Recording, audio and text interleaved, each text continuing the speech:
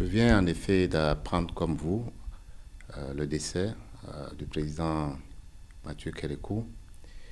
Et en cette heure grave pour nous tous, qui l'avons connu, qui l'avons aimé et qui avons admiré cet homme, je voudrais présenter mes condoléances les plus sincères à toute sa famille, à toute la famille Kérékou, mais aussi à tout le peuple béninois.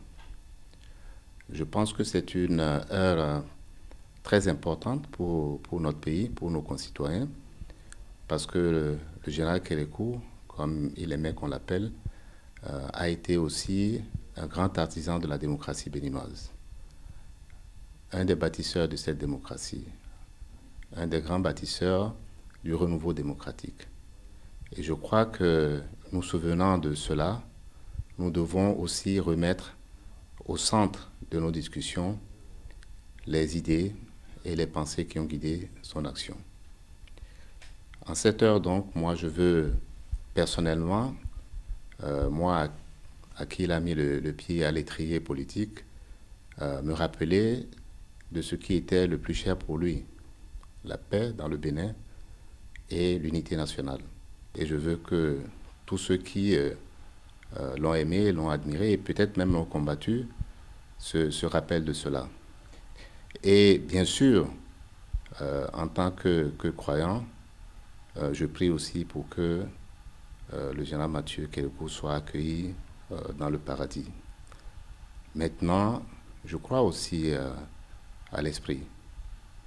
Et en tant que tel, je souhaite que de là-bas aussi, il continue par prier et par veiller sur notre pays.